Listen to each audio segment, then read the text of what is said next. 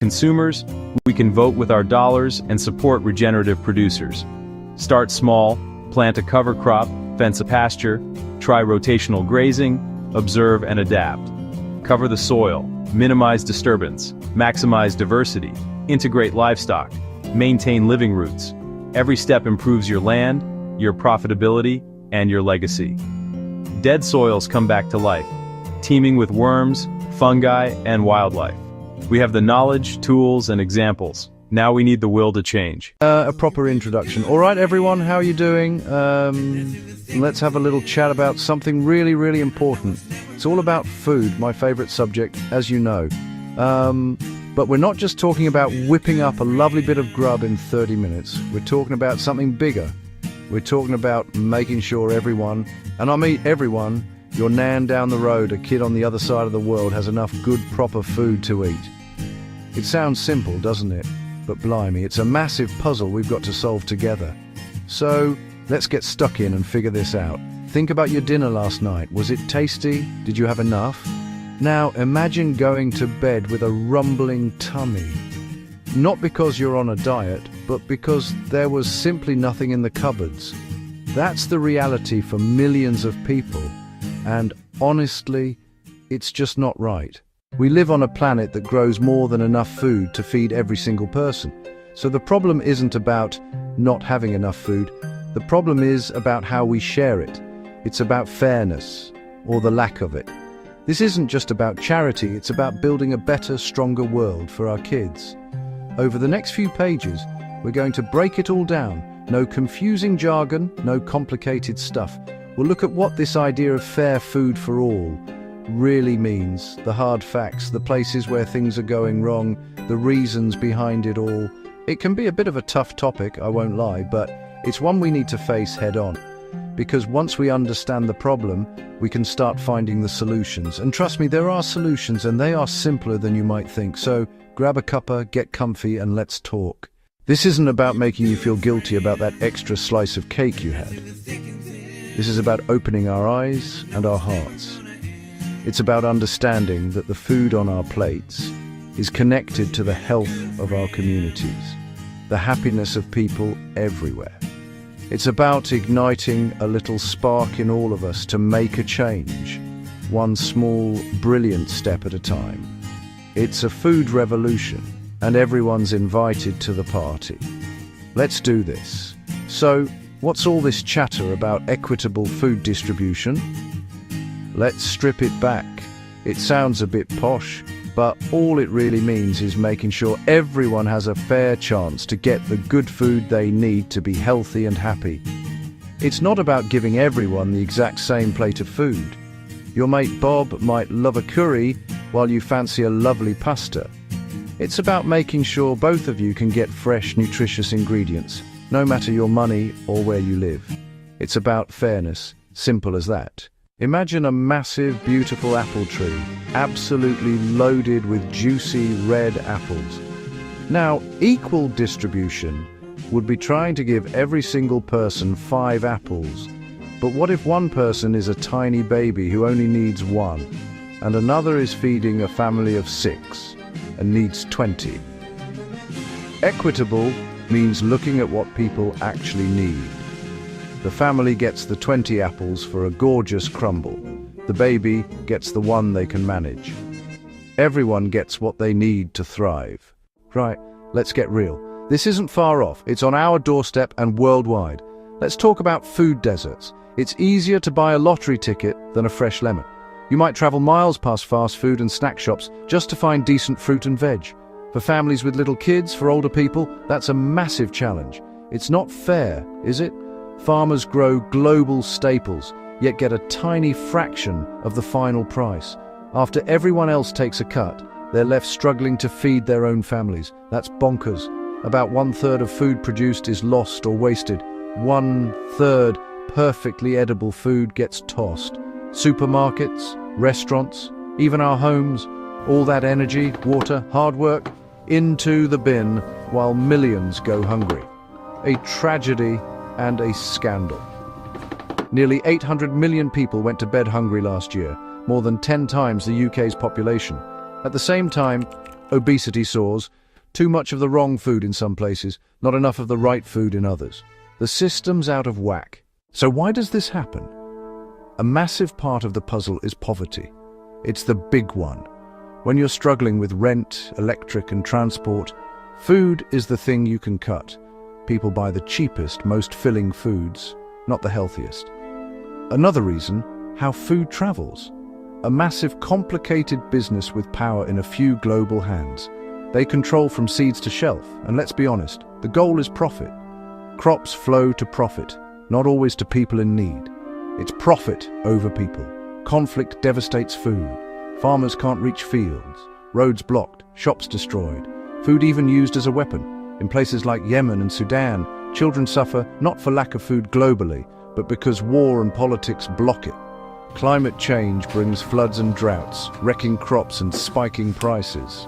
Those who contributed least are hit hardest. A cruel irony. It's broken, and we need to fix it. The current system? A bit of a mess. It's a long chain. At every step, someone needs a margin. Food travels thousands of miles.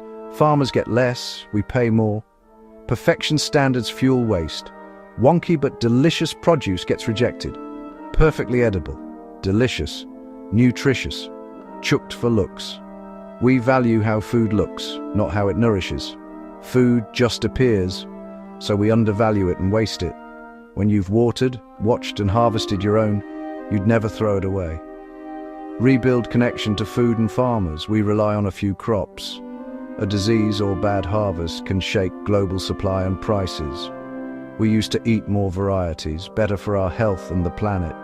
We've prized efficiency over resilience, a gamble we can't afford to lose. Now, the good stuff. Why does this matter? Health. Food is the biggest factor in keeping our bodies working. Access to fresh, nutritious food makes people healthier. It's that simple. More energy, kids do better in school. Less diet-related disease, type 2, diabetes, heart problems, some cancers. Hunger breeds stress and anxiety. It's hard to focus on work, kids, community. A well-fed community is happier, more stable, more productive. Poor diet strains healthcare. We spend billions treating preventable illness. Investing in access saves money. In a world of plenty, no one should go hungry. Ensuring access is a measure of our compassion. Food ties us to the farmer and to the land. Building a fair system builds a kinder, more connected world for our kids and grandkids. It's simply the right thing to do. Right, enough problems. Let's talk solutions we can start in our own communities. We don't have to wait for the big bosses. We can start here. Find unused land in parks, behind schools, vacant lots, and grow fruit and veg together. Fresh food for pennies, exercise, meet neighbors, teach kids where food comes from. Win, win, win. Support food banks with donations or time. Community fridges share surplus, no questions asked. Stop good food going in the bin, get it to people who need it. Build trust and kindness. Support local producers. Fresher, tastier food, money straight to growers, not middlemen. Pick imperfect produce. Every pound you spend is a vote for the food system you want. Start simple classes in community centres and schools. Teach delicious, healthy meals on a budget. When you know how to cook, you have the power to turn simple ingredients into something gorgeous. Skills and confidence transform health and diets. Lovely jubbly. This is how change begins, right where we live. A message to the government. We're doing our bit, but we need you to step up with bold changes. Ensure fair prices for farmers. Stop supermarkets squeezing them. When farmers are paid properly, they invest in food that's good for us and the planet. Tackle food deserts, incentivize stores, support small fresh shops, and make transport affordable, so healthy food is the easy choice. Fund hot, nutritious school meals for every kid. It helps them concentrate and grow. Put food education on the curriculum. Teach cooking and nutrition early. Set clear food waste targets. Make donating surplus easy. Run national campaigns so households waste less. Redirect edible food from landfill to plates. It's common sense, and it's time for action. So, there you have it. It's a big topic, I know, but it boils down to fairness. The current system creates waste, hurts farmers, and leaves millions behind. But we can change it. We have the knowledge, the resources, and the will. This isn't a dream, it's a plan. It starts with us. The food we buy, the meals we cook, the conversations we have. Support a local farmer. Cook from scratch. Waste a little bit less. You are part of the solution. Small actions together become a powerful movement. We are not powerless. We are cooks, parents, neighbors, citizens. Imagine thriving markets, every child cooking at school, farmers respected and paid fairly, and no edible food thrown away. This future is within reach. Healthier, happier, kinder, and more delicious for everyone. Let's start this food revolution in our kitchens and communities. Talk to our politicians. Support the heroes already at work. Teach our kids the joy of real food.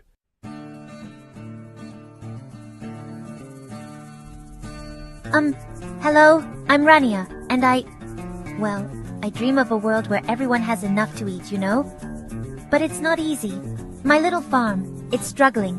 Then I heard about something called the Peacism ecosystem. It's like magic. Suddenly, my crops started dancing with life. Smart little creatures appeared, helping me tend the fields. My farm connected with others around the world. Now we're not just growing food, we're growing peace. From my small plot to the whole wide world, we're building a sustainable future together. This is our story, the story of Peacism.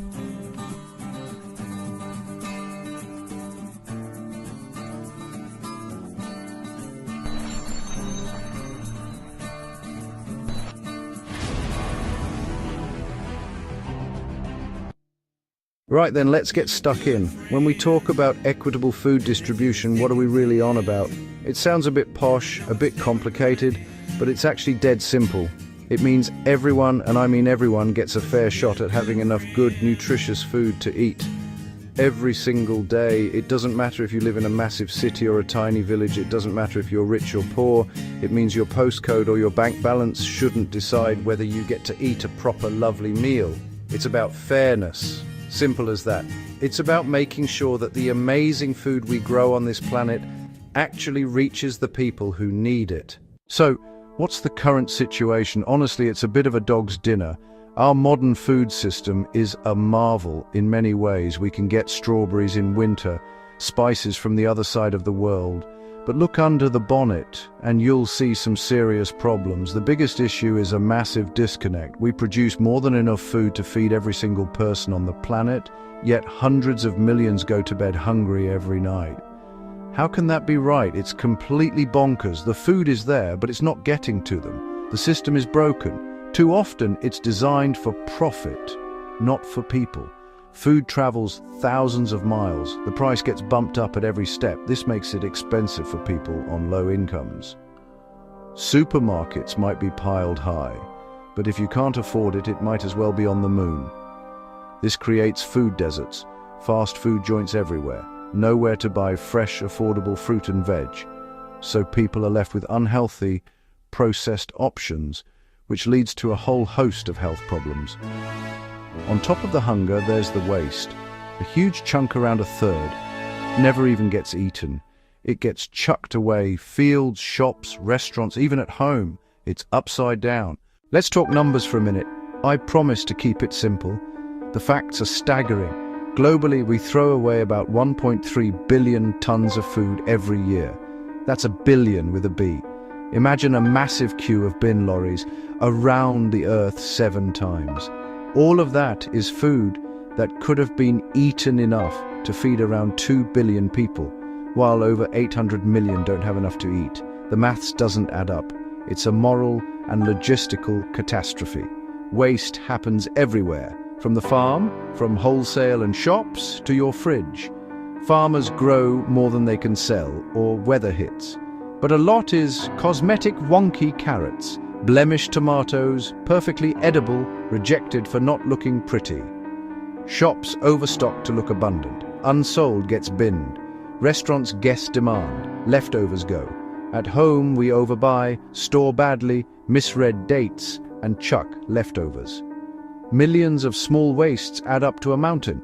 We use precious land, water, and energy to grow, then more to transport and refrigerate only to throw a massive chunk away, while a mother somewhere struggles to feed her child. Heartbreaking. The gap between the haves and the have-nots is never clearer than what's on their plates.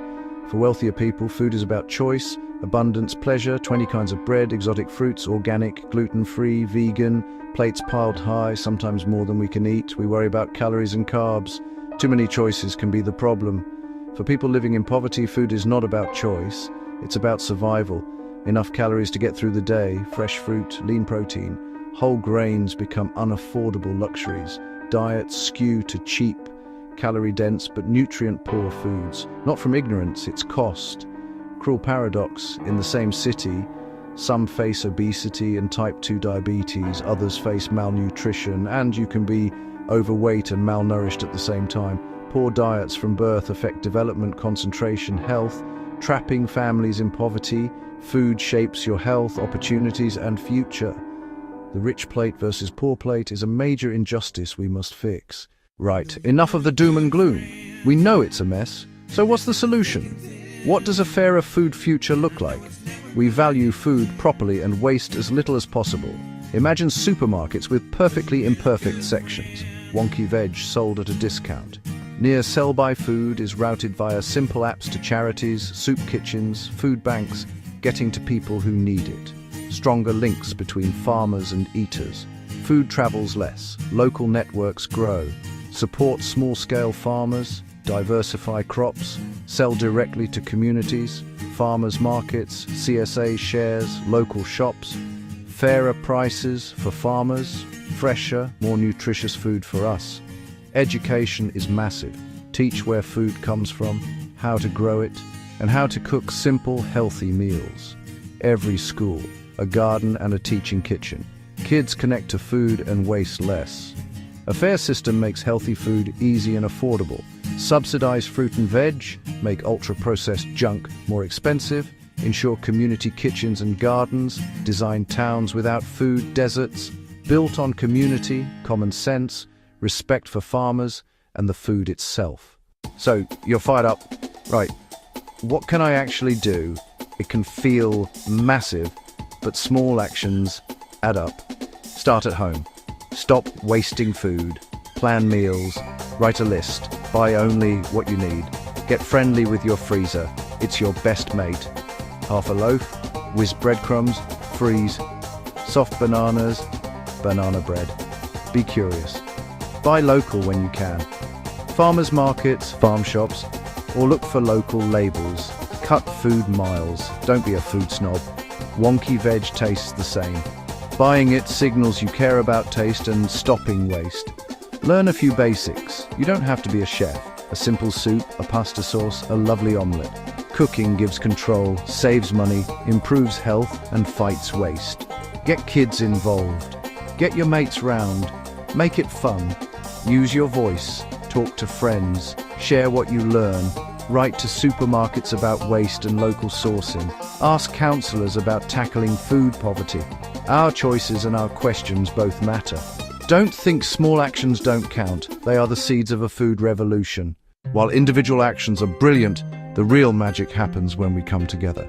Community gardens turn neglected patches, parks, churchyards, estates into places to grow food. Young hands in soil, older hands guiding. People learn, share the harvest, and fresh food becomes accessible to everyone. Food clubs, pantries differ from food banks. Members pay a small fee for a bag of fresh and cupboard food, often $15–20 in value, sourced from surplus. It builds dignity, budgeting, and reduces stigma. Community kitchens teach basic skills, budget planning, cooking with surplus, batch cooking for the week, shared meals that tackle isolation as well as hunger. Partner with local farms for veg box schemes. Collect surplus from shops and restaurants. Organize gleaning to collect produce left in fields. Communities can plug gaps and create local solutions to a global problem. It's neighbors helping neighbors. And that is incredibly powerful. Fixing our food system benefits everything. Access to affordable, nutritious food means fewer cases of malnutrition, obesity, and diet-related disease. Less pressure on the NHS. Kids concentrate, learn, and reach their potential. Supporting local farmers and producers keeps money in the community, creates jobs, supports families, and builds resilience. Money goes to the people who grow and make our food, not distant corporations. Today's production and waste harm soil, water, and climate. Landfilled food releases methane.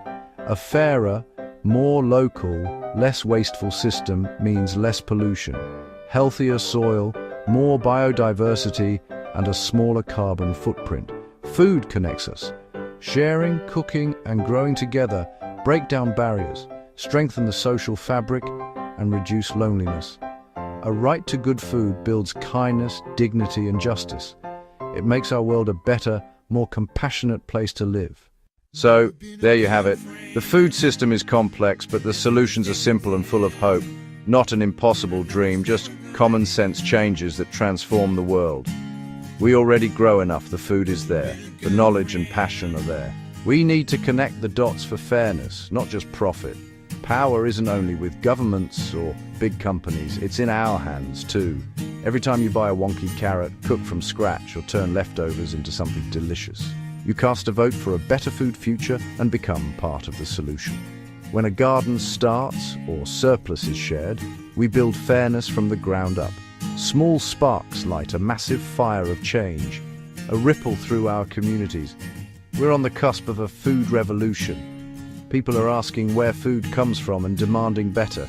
The energy is building. Let's grab it with both hands. Be bold, be creative, and work together. Teach kids, lobby politicians, support local food heroes, make some noise for people and planet. A future where no child goes to bed hungry, no farmer is forced into poverty, and good food is a right for everyone.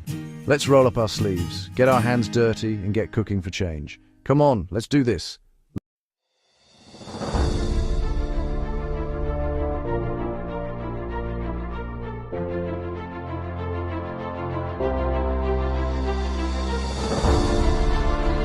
Welcome to the Food Security and Sovereignty Expo Hall, part of the World Peace Products and Services Expo and Conference.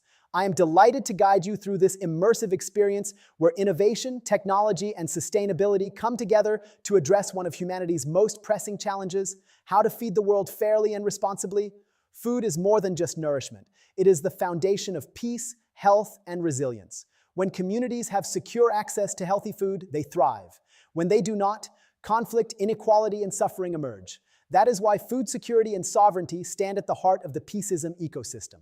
Today, we will explore three powerful dimensions: regenerative agriculture, farming practices that restore soil, water, and biodiversity while creating meaningful livelihoods; smart farming technology, digital tools like drones, sensors, and data platforms that make agriculture more efficient, climate-friendly, and resilient; equitable food distribution, systems that ensure fairness, giving small farmers access to markets and making nutritious food available to all, not just the privileged few. Welcome to Booth 1, Regenerative Agriculture. This is where we look at how farming can not only feed people, but also heal the earth.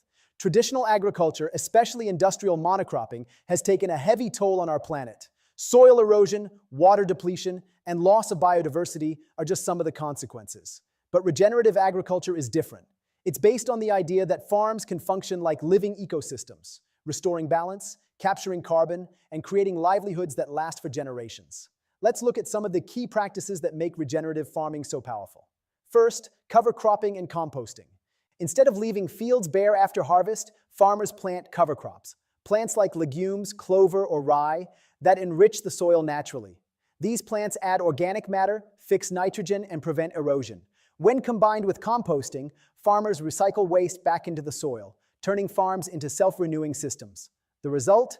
Healthier soil, less dependence on synthetic fertilizers, and greater resilience to droughts and floods. Second, agroforestry. This approach integrates trees into farming systems. Imagine rows of fruit or nut trees planted alongside food crops or pasture land. The trees provide shade, improve soil moisture, capture carbon, and create habitats for birds and pollinators.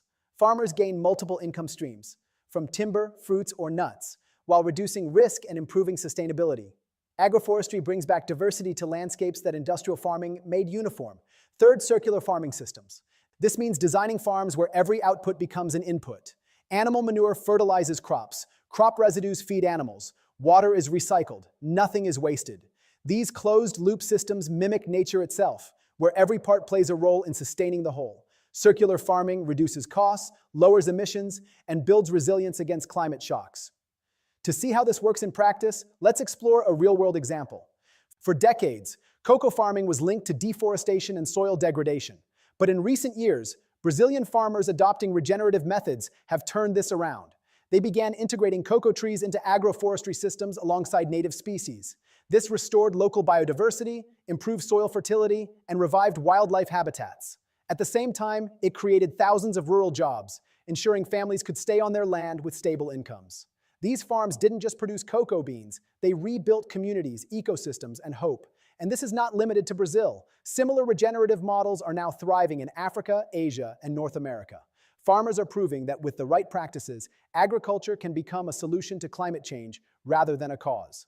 Now imagine this at scale. Millions of farmers worldwide adopting regenerative practices, supported by technology, policy, and consumer demand. We could capture billions of tons of carbon from the atmosphere, restore degraded lands, and create jobs in the process. Regenerative agriculture is more than a farming method. It's a philosophy. It asks us to see the land not as a resource to exploit, but as a partner to nurture. By working with nature instead of against it, we create abundance that is shared fairly, sustainably, and peacefully. If regenerative agriculture is about healing the land, then smart farming is about harnessing the power of technology to make farming more precise, efficient, and sustainable. It's about growing more food with fewer resources, and doing so in a way that reduces waste and protects the planet. Let's explore the innovations driving this revolution. First, AI-powered drones. Imagine drones flying over fields, scanning every plant in real time. Their cameras and sensors detect signs of disease, pest outbreaks, or nutrient deficiencies that the human eye might miss. Instead of spraying an entire field with chemicals, drones help farmers target only the plants that need attention. This reduces pesticide use, lowers costs, and protects ecosystems. In some regions, drones even plant seeds or spray natural fertilizers from the air, turning agriculture into a high-tech, sustainable operation. Second, IoT sensors. IoT, or the Internet of Things, is transforming farms into data-driven ecosystems. Small, affordable sensors placed in soil and irrigation systems monitor moisture, temperature, and nutrient levels 24/7. The data is sent to farmers' smartphones or dashboards, allowing them to water crops only when needed and apply fertilizer with pinpoint precision. This not only saves water, but also reduces runoff that pollutes rivers and lakes. In regions where droughts are becoming more frequent, IoT sensors are a lifeline for food security. Third, blockchain for transparency. Food today travels long distances, from farms to supermarkets to our plates. But how do we know where it came from, or whether it was produced sustainably? Blockchain technology provides a solution. By recording every step of a product's journey in a secure, unchangeable ledger, blockchain ensures farm-to-table transparency. Consumers can scan a code on a package and instantly learn which farm grew their produce, how it was harvested, and whether fair trade or organic practices were followed. This builds trust, empowers ethical choices, and rewards farmers who do things right. Now let's take a closer look at a real-world success story. Case study, the Netherlands. The Netherlands is one of the world's smallest countries by land, yet it has become the second largest exporter of food, right behind the United States. How? By embracing smart farming technologies. Dutch vertical farms powered by AI grow vegetables under controlled indoor conditions, stacked in layers that rise like skyscrapers. These systems use LED lighting, climate controls, and hydroponics to produce food year-round, regardless of weather. The results are astonishing. 10 times more yield per square meter, using 90% less water than traditional farming. And because the farms are often located near cities, transportation emissions are also drastically reduced. This isn't science fiction. It's happening right now. From AI algorithms predicting crop yields, to robots harvesting lettuce, to satellites monitoring global food supplies, smart farming is rewriting the future of agriculture. The benefits are clear. More food to feed a growing population. Less waste of water, fertilizer, and energy. Greater resilience against climate change, supply chain disruptions, and global shocks. But beyond efficiency, smart farming also represents fairness. By giving farmers access to real-time data and tools, it levels the playing field between large-scale agribusinesses and smallholder farmers. With the right technology, even a small family farm can optimize its output, increase income, and join global supply chains. When combined with regenerative practices we saw at Booth 1, smart farming technology becomes a powerful force, restoring ecosystems while scaling food production. Together, these approaches bring us closer to a future where no one goes hungry and farming becomes a driver of peace, prosperity, and sustainability. When we talk about food security, the challenge isn't always producing enough food. In fact, the world already produces more than enough to feed every person on the planet. The real problem is fairness in access, ensuring that food gets to the people who need it at the right time and at a fair price. Every year, nearly 1/3 of all food produced globally is wasted. At the same time, hundreds of millions of people go hungry. This mismatch isn't a question of scarcity. It's about broken systems of distribution. Equitable food distribution focuses on closing this gap so that abundance is shared rather than lost. Let's look at some of the solutions making a real difference. First, digital food banks. Traditional food banks have been vital in serving communities in need, but they often face logistical challenges like storage, transportation, and mismatched supply and demand. Digital food banks change the game by using technology to link surplus food directly with communities who need it. Imagine a restaurant, supermarket, or farm with extra stock. Instead of going to waste, the surplus is logged into a digital platform, and within hours, it can be matched with local charities, schools, or households. This creates a real-time safety net where no food goes unused and no family is left behind. Second, farmer cooperatives. Smallholder farmers, who produce much of the world's food, often face unfair prices from middlemen who take the largest share of profits. Cooperatives give farmers the power of collective bargaining. By pooling resources, sharing equipment, and negotiating together, farmers can connect directly to markets without being exploited. This means higher incomes, fairer trade, and stronger rural economies. Cooperatives also provide training, access to finance, and resilience against shocks like climate change or price fluctuations. Third, mobile-based platforms for fair payments. In many rural areas, farmers and vendors still rely on cash transactions that are slow, insecure, and often unfair. Mobile-based platforms are changing that. With just a simple phone, farmers can check market prices, receive digital payments instantly, and access microloans for seeds or equipment. This transparency prevents exploitation, builds trust, and ensures that farmers are rewarded fairly for their hard work. These platforms also allow buyers and sellers to connect directly, reducing unnecessary intermediaries and lowering costs for consumers. Case study, Rwanda's eSoko platform. Rwanda provides a powerful example of how digital tools can transform food distribution. The government launched eSoko, a mobile platform that allows farmers to check market prices in real time and sell directly to buyers. Before eSoko, farmers often had to accept whatever price middlemen offered, without knowing the true value of their crops. Now, with access to accurate data and digital payments, farmers have more control, higher incomes, and greater stability. At the same time, consumers benefit from lower prices and fresher produce. Waste is reduced, and fairness is increased. The story of eSoko reminds us that equitable food distribution is not just about technology, it's about dignity. When farmers are paid fairly, they can send their children to school, invest in their communities, and break cycles of poverty. When consumers have reliable access to affordable, nutritious food, entire societies become healthier and more resilient. Imagine scaling these solutions worldwide. Digital food banks connecting surplus in New York or Dhaka with families in need. Cooperatives across Africa and Asia giving small farmers the same market power as industrial producers. Mobile payment systems ensuring that no farmer, no matter how remote, is left behind. Equitable food distribution means fairness, opportunity, and peace. It ensures that food, the most basic human need, is treated not as a privilege, but as a universal right. And it reminds us that solving hunger is not about producing more, but about sharing better. Now that we've explored the big picture, let's look at 3 smart farming innovations in action. Real solutions that are already changing the way food is produced and distributed. First, drone monitoring. Imagine standing at the edge of a large cornfield. Traditionally, a farmer might walk rows for hours, trying to spot signs of pests or disease, often missing small but critical problems until it was too late. Today, AI-powered drones can scan entire fields in minutes. Their high-resolution cameras and infrared sensors detect patterns invisible to the human eye. A patch of yellowing leaves, an unusual heat signature, or the early traces of insect damage. The data is analyzed instantly, generating a detailed map of problem areas. Instead of spraying chemicals across the whole field, farmers can now target only the affected zones. This saves money, protects the soil, and drastically reduces pesticide use.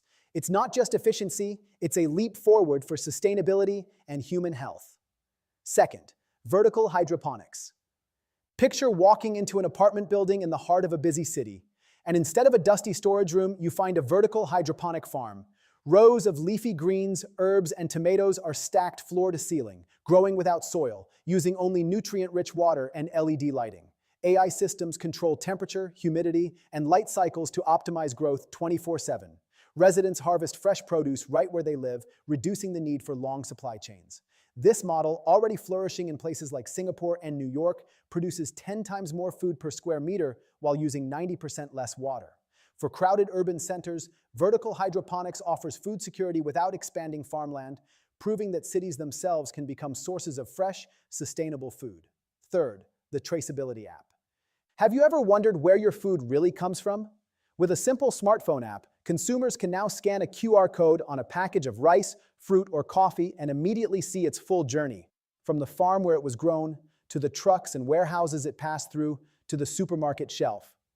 The app also reveals critical data, the carbon footprint of production, whether fair trade standards were met, and exactly how much the farmer earned. This transparency empowers consumers to make ethical choices while rewarding farmers who adopt sustainable practices. It turns every purchase into a vote for a fairer and greener food system. Together, these three demos, drone monitoring, vertical hydroponics, and traceability apps, show us something powerful. They prove that sustainable food systems are not dreams for the distant future. They are working today.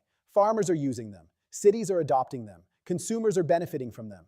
The challenge now is scale. How do we bring these tools to every community, every farm, and every table? That is the work of innovation, collaboration, and policy. But the path is clear. With technology as our ally, we can grow smarter, waste less, and share more fairly. Smart farming is not just about feeding more people. It's about creating systems that are transparent, just, and resilient. These demos remind us that when we combine innovation with intention, we don't just build better farms, we build a better world. Now let's shift gears and enter networking mode. One of the most exciting features of this expo is the AI-powered matchmaking system. Instead of wandering through a crowded conference hall hoping to meet the right people, here the AI does the work for you, analyzing profiles, interests, and goals to connect you with the people who matter most. Here's how it works. First, investors are matched with startups. If you're an investor, the system identifies early-stage companies in sustainable agriculture, food technology, or supply chain solutions that align with your focus. You'll see not just a company name, but also key metrics, their stage of development, funding needs, and potential impact. This way, instead of sifting through dozens of random pitches, you're instantly connected with founders who are relevant to your portfolio and values. For startups, this means access to funding opportunities that would otherwise take months of introductions to secure. Second, farmers and policymakers are matched with regional innovators. Farmers may be searching for new irrigation systems, drought-resistant seeds, or low-cost distribution tools. Policymakers may be looking for proven models to scale within their regions. The matchmaking engine scans these needs and connects them directly to innovators offering the right solutions. For example, a farmer in Kenya might be paired with a startup from India specializing in solar-powered cold storage. A policymaker in Latin America could be connected with a cooperative model from Africa that has already transformed rural livelihoods. This matchmaking isn't just networking. It's about practical knowledge transfer that saves time and accelerates impact. Third, NGOs are matched with food distribution projects. Nonprofits often struggle to find credible partners on the ground, while grassroots projects need visibility and support. The AI system bridges this gap. NGOs focused on hunger relief, nutrition, or climate action are connected with food banks, cooperatives, or tech-enabled platforms that align with their mission. This ensures that resources, funding, and expertise are directed to initiatives with proven community value. For grassroots projects, it's a chance to scale beyond local boundaries and gain global allies. Now here's where you come in. Take a moment to check your matchmaking chat panel. Inside, you'll see a list of suggested partners. Not randomly chosen, but carefully curated by the AI based on your profile, preferences, and goals. Maybe you're an investor matched with a regenerative farming startup that's already piloting in 2 countries. Maybe you're a farmer linked to a policy team that can unlock subsidies for your sustainable practices. Maybe you're an NGO leader now connected to a blockchain platform ensuring food traceability in rural markets. This is your opportunity. Introduce yourself. Share what you're working on. Ask questions. Explore possibilities. Remember, collaboration is at the heart of the Peaceism ecosystem. No single organization can solve food security, climate resilience, or equitable distribution alone. But together, through smart matchmaking, we can accelerate solutions and create partnerships that last far beyond today's event. So go ahead, open your chat, see who you're connected with, and take the first step toward collaboration. your next partner, funder, or ally may be just one message away.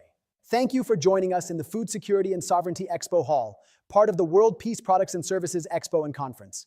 Over the past session, we've explored how farming, technology, and fairness can come together to nourish people and heal our planet. We began with regenerative agriculture, where farmers are not just producing food, but restoring ecosystems and creating resilient livelihoods. We then saw the rise of smart farming technologies, from AI-powered drones to vertical hydroponics, proving that innovation can help us grow more food while using fewer resources. And finally, we explored equitable food distribution systems, where digital food banks, farmer cooperatives, and mobile payment platforms ensure that food and opportunity reach those who need it most. Together, these approaches paint a powerful picture, a world where food is not just abundant but accessible, a world where farmers are fairly rewarded, where cities become sources of fresh produce, and where no family has to go hungry while food goes to waste. But this is just the beginning. Food security is not a single innovation or a single project. It is a movement. It is about reimagining agriculture as a system rooted in sustainability, sovereignty, and peace. It's about shifting from extraction to regeneration, from inequality to fairness, from waste to wisdom. And here's the most important part. You are part of this story. Whether you are a farmer, policymaker, entrepreneur, investor, or activist, your actions matter. The conversations you start today, the partnerships you build, and the choices you make can ripple out to impact entire communities and generations to come. As we move into the next session of the Peaceism ecosystem, let's carry forward the insights we've gathered here. Let's remember that food security is not just about what we eat, it's about who we are, how we live, and the kind of future we want to create. So stay tuned. In the next hall, we'll continue this journey, exploring another pillar of the Peaceism ecosystem and uncovering more ways to build a world that thrives on collaboration, justice, and sustainability. Thank you once again for being here, for listening, and for believing in the possibility of a food system and a world rooted in peace. Thank you for joining us here in the Food Security and Sovereignty Expo Hall, part of the World Peace Products and Services Expo and Conference.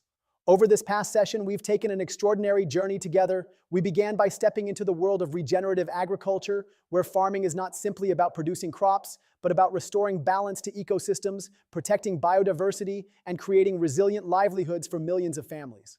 We saw how cover crops, composting, and agroforestry transform depleted soil into living, fertile ground, and how circular farming systems turn waste into resources.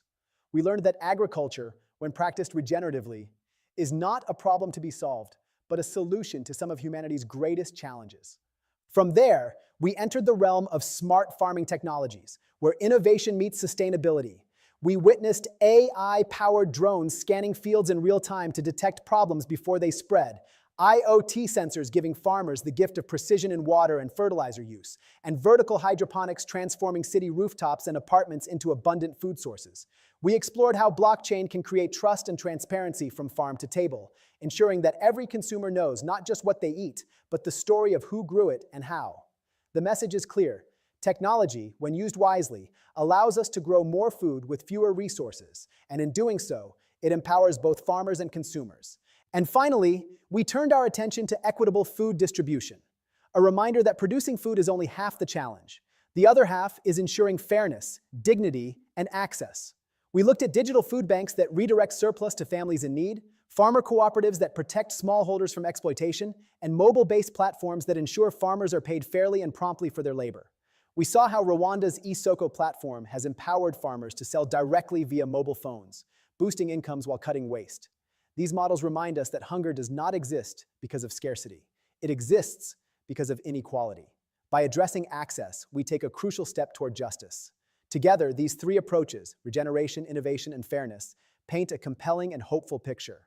A world where food is not only abundant, but also accessible. A world where farmers are rewarded justly, not exploited. A world where cities and villages alike become centers of food production. A world where no child goes hungry while food rots in warehouses or landfills. But this, my friends, is only the beginning. Food security is not one innovation, not one program, not one project. It is a movement. It is a commitment to reimagine the way we think about agriculture and food, from something that extracts, depletes, and divides into something that regenerates, sustains, and unites. It is about shifting our systems from extraction to regeneration, from inequality to fairness, and from waste to wisdom. And here's the most important truth of all. You are part of this story. Whether you are a farmer nurturing the land, a policymaker designing systems, an entrepreneur building technology, an investor funding bold ideas, or an activist raising your voice, your role matters. Your decisions matter. The conversations you start today, the partnerships you form during this event, and the choices you make in your daily lives can ripple outward, shaping not only the future of food, but the future of peace and sustainability itself. Every action counts. A farmer choosing regenerative practices, a startup designing smarter tools, a policymaker opening markets to fair trade, a consumer scanning a label and choosing food that honors both people and planet. Each of these actions may seem small on its own, but together they add up to transformation. As we transition now into the next session of the Peaceism ecosystem, let's carry these insights forward. Let's not see food security as an isolated issue, but as the foundation of human dignity, health, and peace. Let's remember that food is never just about calories or crops. It is about culture, community, and the very values we hold as humanity. The next pillar we'll explore will build on this momentum, showing us new pathways to collaboration, resilience, and justice. I invite you to stay with us, to keep your hearts open and your minds engaged, because each hall adds another piece to the mosaic of a sustainable, peaceful world. So as we close this Food Security and Sovereignty Hall, let's take with us a renewed sense of possibility. Let's commit to systems that nourish people, protect the planet, and promote peace. Thank you once again for being here, for listening deeply, and for believing in the power of a food system and a world rooted in sustainability, sovereignty, and peace. Together, let's keep building that future.